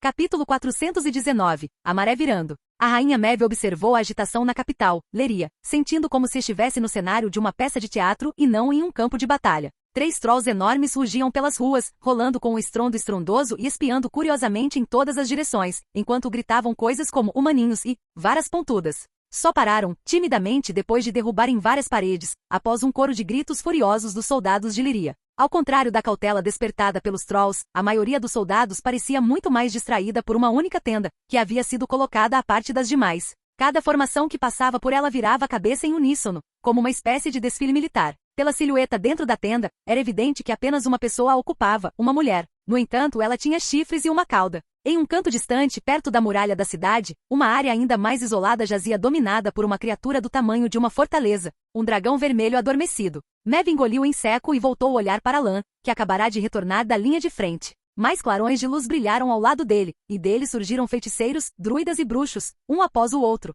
Somente quando Lan finalmente parou de conjurar feitiços, Maeve se adiantou após uma breve pausa e perguntou: Lan, como estão seus ferimentos? Você resolveu as coisas em Cintra? Verdade seja dita. A única razão pela qual as forças aliadas conseguiram resistir por tanto tempo foi por causa dos incontáveis ataques de teletransporte de Lan aos acampamentos inimigos. Ele quase decapitou a liderança de todas as divisões nilfgaardianas, prejudicando a capacidade do grupo de exército central de organizar qualquer carga de cavalaria significativa. Mas alguns dias antes, Lan almejava algo maior. Tentou assassinar o marechal inimigo, Mencoeorn, em um único movimento ousado. Mas pela primeira vez voltou de mãos vazias e gravemente ferido.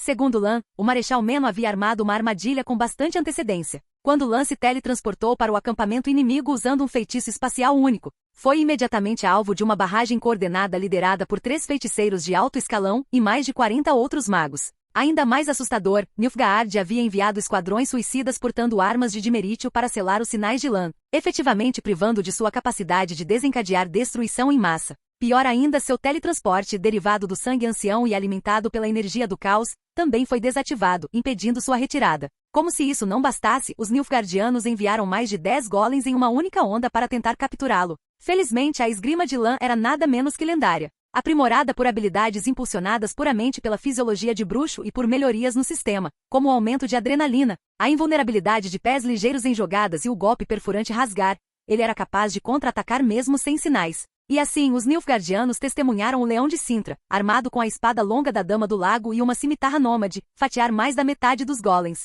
Ele evitou quase todos os feitiços com rolagens e trocou golpes para abater vários dos conjuradores inimigos. Em certo momento, um feiticeiro de alto nível, perdendo a paciência, lançou um feitiço letal sobre Lan, enfurecendo o Marechal Meno, que o queria vivo. Mas Lan, que tinha acabado de levar um golpe fatal, de repente voltou à vida com vigor e prontamente cortou o feiticeiro que o havia matado. É imortal e quando a vitalidade chega a zero, se ainda houver pontos de adrenalina, eles podem ser usados para restaurar a vida. A quantidade restaurada depende dos pontos gastos. Era uma habilidade que Lan havia desenvolvido desde cedo puramente para sobreviver. Há muito esquecida, ela finalmente foi ativada naquele dia. Depois de causar estragos no acampamento, os 2 dragões que circulavam acima, que ainda não haviam sido invocados por teletransporte por um tempo suspeitamente longo, perceberam que algo estava errado e desceram. Keotulis ateou fogo em todos os lugares para chamar atenção, enquanto Saskia voou direto até Lan e o resgatou. Ambos os dragões foram duramente atingidos por feitiços e raios e quase foram atirados para longe. Agora, um grupo de druidas estava reunido ao redor deles,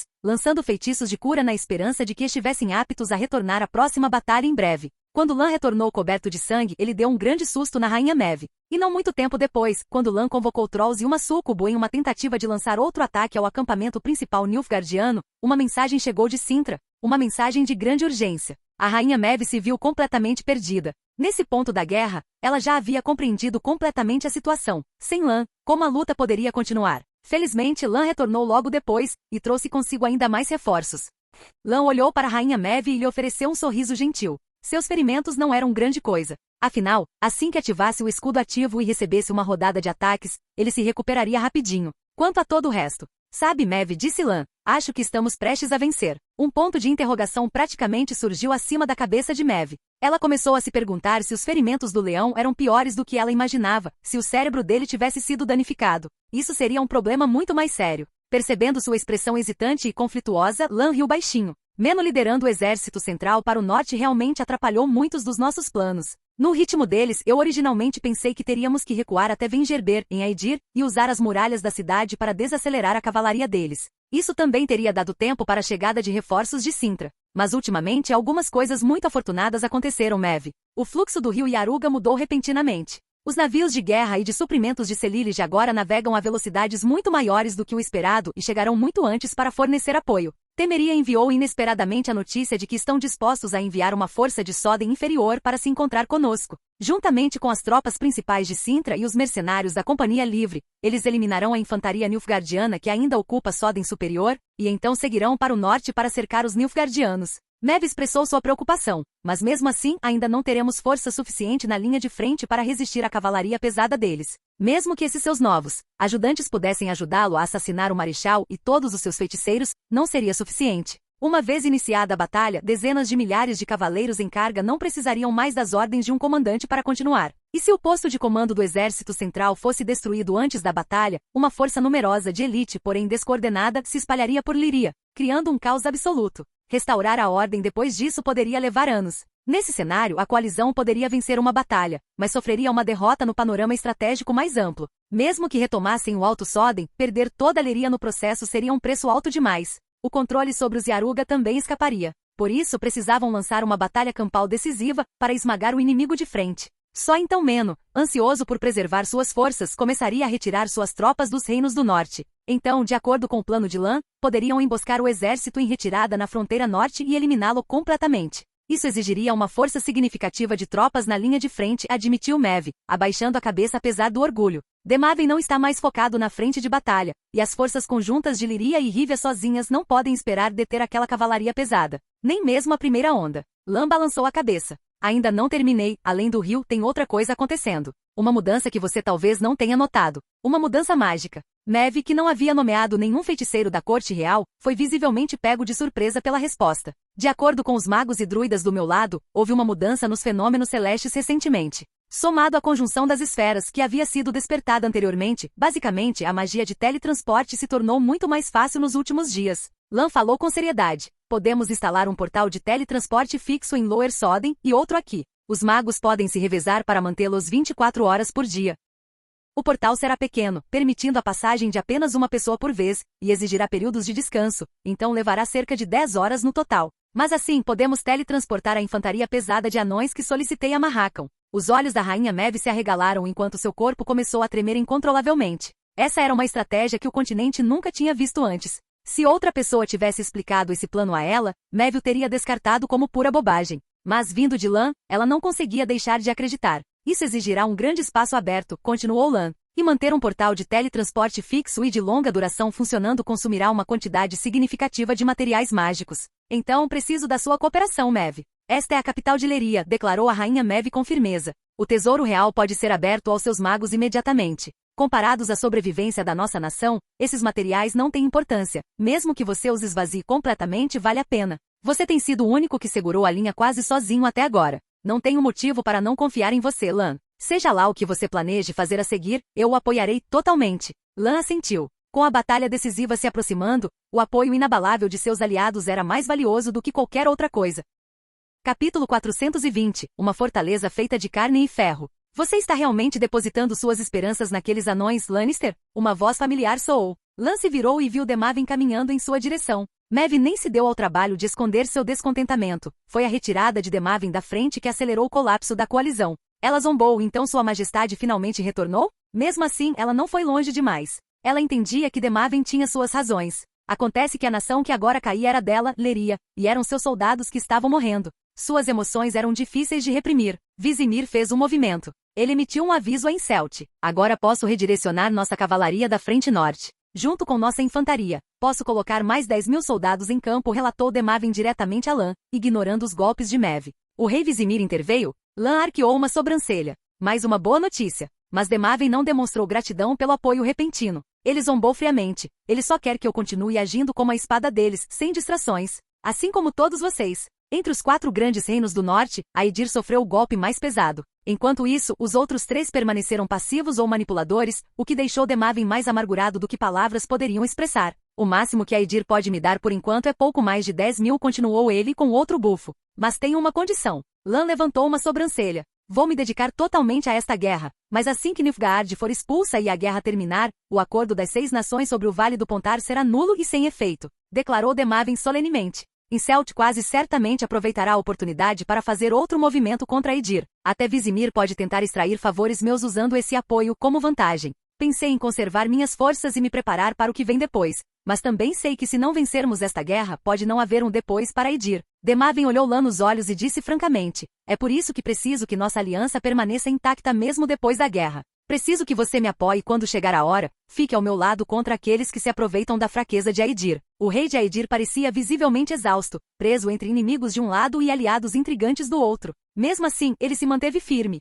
Lan olhou para a mão que Demaven lhe estendeu e sorriu. Era exatamente isso que eu esperava. Por fim, um pouco da tensão desapareceu do rosto de Demaven. Ele se virou para os druidas e feiticeiros que já se preparavam atarefadamente e após um momento de reflexão, perguntou, Lannister, você realmente acredita que esses anões podem conter a cavalaria pesada de Nilfgaard? Com certeza. Confio neles, respondeu Lan sem hesitar. Mas se ainda estiver inseguro, Demaven, não me importo de acrescentar um pouco mais de segurança. Com isso, Lan levantou a mão e ativou a habilidade de teletransporte mais uma vez. Uma fenda brilhante, quase do tamanho de um dragão, apareceu ao lado dele, atraindo a atenção de todos. Quando a luz se apagou, um gigante totalmente blindado surgiu diante da multidão, vestido em ferro e armado até os dentes. Tempestades de neve do inverno uivavam pela terra e, visualmente, era um espetáculo 1000 vezes mais impressionante que um dragão. E seu impacto no campo de batalha foi igualmente imenso. Demaven e Maeve não conseguiram mais manter a compostura. Seus rostos estavam congelados em expressões de choque e descrença absolutos.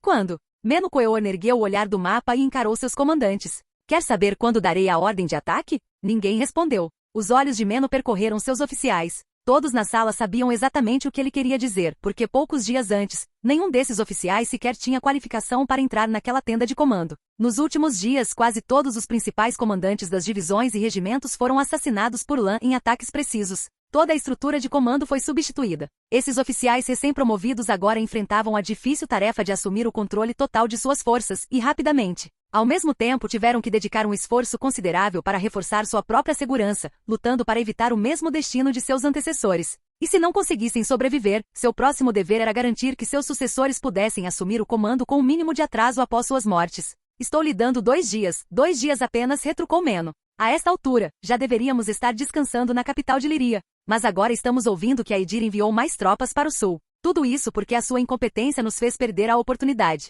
Todos os oficiais abaixaram a cabeça, mas seus olhos se voltaram sutilmente para os feiticeiros de alta patente que observavam por perto. Afinal, eles não estavam protegidos com tanta firmeza. Até então, Meno Coeorn fora o único a sobreviver a uma tentativa de assassinato do leão. Felizmente são apenas Aedir, disse Meno finalmente após um longo suspiro, olhando para seus subordinados silenciosos. Eles vão nos causar mais problemas, mas não podem nos deter.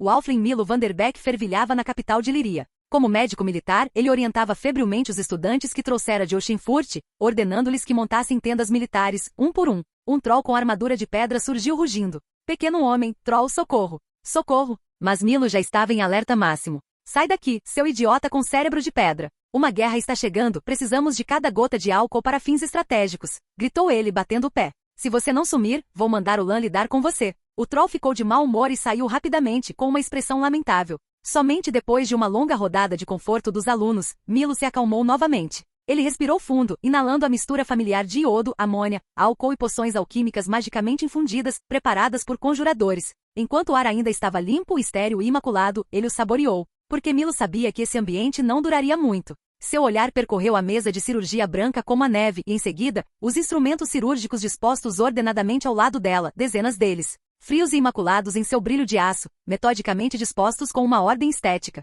Em breve, essas ferramentas se tornariam a chave para salvar a vida de soldados. Ao redor deles, sua equipe cirúrgica principal se movimentava ativamente em preparação. Shani, aqui. O estudante ruivo congelou abruptamente com as ferramentas em punho. O que foi, professor Milo? Milo olhou para Shani por um momento. Ele ouviu os rumores depois de chegar em Sintra, rumores de que o Duque de Lannister tinha uma queda por ruivas. Mas o motivo pelo qual ele trouxe Shani para sua equipe não teve nada a ver com bajulação. Foi porque essa pobre garota possuía um conhecimento médico excepcional e uma vontade inabalável? Duas qualidades que a faziam se destacar entre todos os alunos de Oxenfurt. Normalmente alguém com o potencial dela deveria ter sido introduzida na área aos poucos, e não jogada diretamente em algo tão avassalador. Mas o destino tinha outros planos. Com um suspiro silencioso, Milo lembrou-se de que certa vez quisera pedir a Lan que designasse uma feiticeira ruiva para a unidade médica. Suas habilidades em alquimia e feitiços de cura teriam aliviado grande parte da carga dos médicos. Mas, infelizmente, as linhas de frente precisavam ainda mais de feiticeiros. Essa estava se tornando uma luta brutal. O que é isso, Shani? Para que serve? Você está me testando, professor Milo? Apenas me responda, criança. Isso é um raspador de periósteo. É usado durante cirurgias de amputação para remover o periósteo. Para evitar que o periósteo se estilhasse sob a serra, ele deve ser completamente raspado antes. Muito bem, criança. E fale baixo. Milo penteou o cabelo para trás com os dedos e murmurou. Parece que seus nervos não estão à flor da pele. Que bom. Afinal, você é meu assistente em quem mais confio. O Alflin apontou para os portões da cidade. 2 soldados giravam lentamente o guincho de metal, abrindo as pesadas portas de madeira. Liderando o caminho, vinham 3 trolls com armaduras de pedra, seguidos por milhares de soldados de infantaria baixos e robustos marchando em formação cerrada como blocos de ferro. Um cavaleiro de cabelos dourados montou um dragão verde dourado, e ao lado de um segundo dragão vermelho, do tamanho de uma fortaleza, eles alçaram voo. Os druidas começaram a entoar cânticos para invocar nuvens de tempestade, ocultando seus movimentos aéreos. Atrás deles vinha uma longa procissão de bruxos com olhos âmbar, feiticeiros vestidos de forma extravagante e outros druidas, todos cavalgando a galope. Isso nem parece uma batalha entre humanos. Mesmo na minha idade, nunca presenciei uma guerra como essa. Mas a guerra é sempre a mesma coisa, disse Milo, gravemente. Todos sabemos o que vem a seguir. Haverá sangue, rios de sangue. E então o primeiro soldado ferido será carregado para nossas tendas. Vocês todos sabem o que fazer. Vocês sabem onde se posicionar. Vocês conhecem seus deveres. Se seguir suas ordens, não vai errar. Entendido? Os outros médicos se reuniram ao redor de Milo, ouvindo silenciosamente seu líder. Lá disse o Alflin, apontando novamente, em breve, dezenas de milhares de pessoas se jogarão umas nas outras, usando todos os métodos imagináveis para matar. Seremos divididos em 3 postos médicos. Temos algumas dezenas de médicos que podem cortar e costurar, mas não será suficiente. Não conseguiremos salvar todos os soldados feridos. Talvez não consigamos nem 1/10 deles. Mas vamos tratá-los, sim, desculpem o clichê, porque é para isso que existimos. Existimos porque há pessoas que precisam de nós. Não podemos ir além dos limites da nossa capacidade, disse Milo, examinando os rostos tensos dos alunos. Seu tom de voz suavizou, assim como sua atitude. mas daremos tudo de nós. Nem um pingo a menos. Agora, Shani, repita a técnica que te ensinei. O médico ruivo respondeu reflexivamente. Feridas vermelhas, fio vermelho. Feridas amarelas, fio amarelo. Feridas brancas, fio branco. Mila sentiu satisfeito e soltou um pequeno suspiro. Ótimo. Está bom. Obrigado por assistir. Se gostou, deixa o like e inscreva-se. Quanto mais apoio, mais vídeos. E se possível, apoie o canal doando no Pix do canal na descrição. Qualquer valor ajuda, assim o canal pode trazer vídeos de autores pagos, e novos vídeos são postados com mais frequência. Muito obrigado a todos, curtam o canal.